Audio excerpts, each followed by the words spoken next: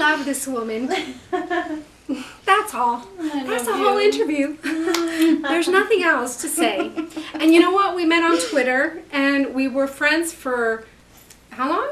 Like, we knew each other for like at least a year before we met each other. And this is a true example.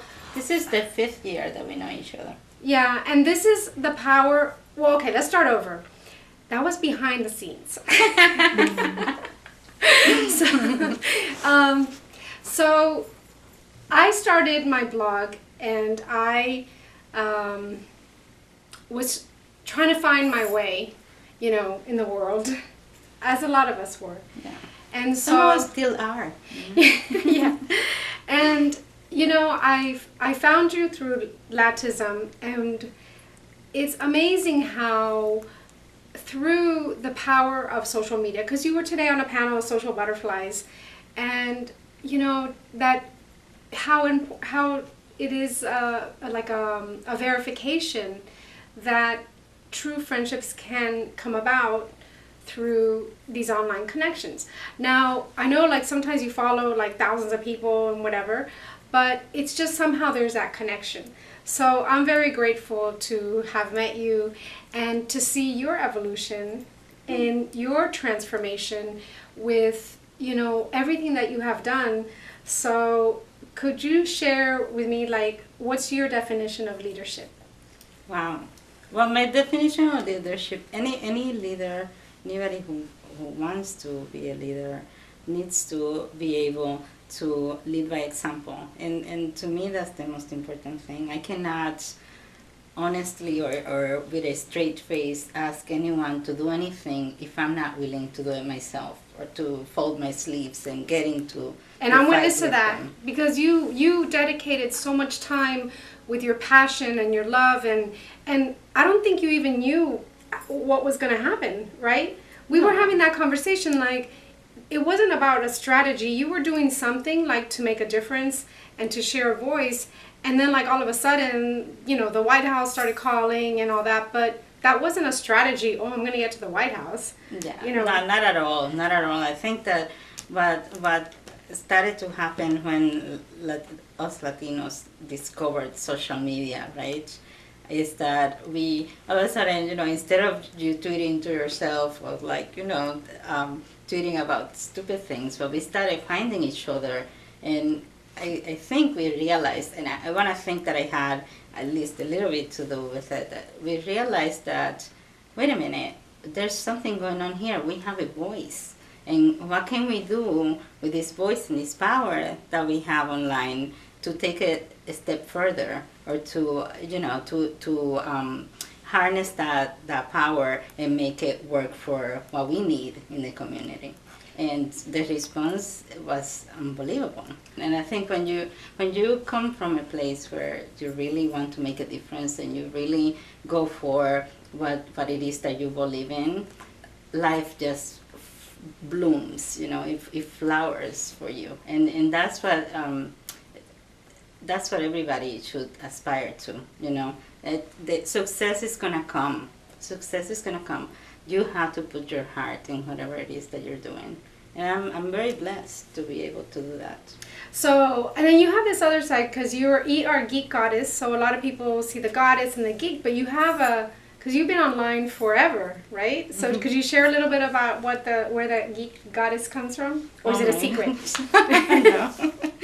No, the geek goddess comes from, I'm a geek. There's no denying that. You know, if you know me personally, you would know that I'm a complete dork. I've always been a dork, but back when I was working in advertising, I had a group of friends who saw that my geek side was more developed than my goddess side, to say the least, right? So I wasn't very stylish, let's say. And they decided to give me a makeover. And then after the makeover, they started calling me the geek goddess. And it kind of stuck. Oh, I didn't know that story. When I first came into Twitter, that's the name that I decided to use, because I loved it. And you know, and if you talk to my friends from back then, that's what they call me. So, you know, I loved it, and I think it it shows the different sides to me, you know. Yeah, definitely. And then like look at you, and you're always dressed up and you're in the White House. Like, how does that feel? Like, what's the feeling that, because I know that like all of a sudden all these things happen and you're talking to all these government officials, and I mean personally, I think I would freeze, but how do you keep abreast of everything, because it's so much information, you know, to be able to speak to all these government people?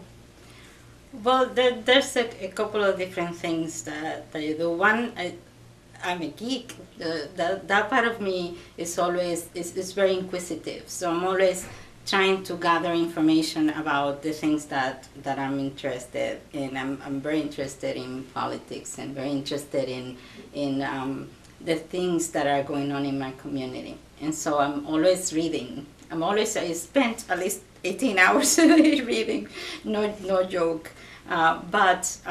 So once you have that information, what do you do with the information, right?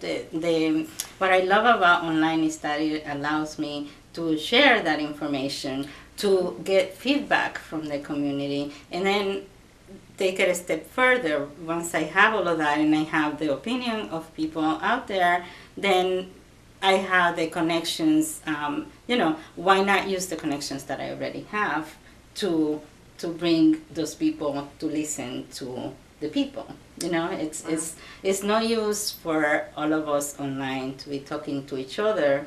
It becomes an echo chamber, like I said during the panel.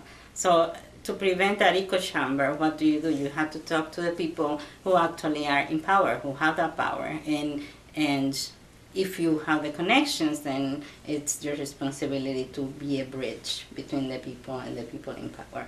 Yeah, well, you've done an amazing job. I'm super amazed. And it actually, I told you once that, you know, your getting out there and your persistence and just, you know, keep on plugging along for that mission, which is very, very much from the heart, I know, is what motivates me on whatever my little voice wants to do. Oh, that's so it inspires me. Oh. So what's your next step? I know you have background in Hispanic marketing, besides being a geek and besides all this political, but you also are in Hispanic marketing. You've done marketing for nonprofits. What else are you doing? What's next? If you know me, if you've been following me, or even if you haven't, you know, you should know that I'm very, my biggest thing is civic engagement, and I think I will not rest until I am sure that every single Latino out there is engaged in the issues that matter to Latinos. You know, we have a tremendous power. We have a voice that we're starting to find. At least online. Now we have to bring the rest of us into the fold. You know, it's one thing us talking online, but there's a whole other Latino world out there that is not online, and we need to get them engaged too. That's when we're really going to be able to harness, you know, it's 50.5 million Latinos. It's a lot of people. We need to get them all into the fold. Thank you so much. I've been living, just wanting to really interview, because we're friends and we talk, but we go to the conferences and we just get caught up. But it's like, wow, I really would just want to have your voice on my blog, on Mi Caminar. And again, like I told you, you do inspire me. Thank you. Thank you. You inspire me. I think you have such a beautiful energy, and you are one of the few people who has always been there for me, and I love you dearly for that. And I love you. Oh. Oh. Okay.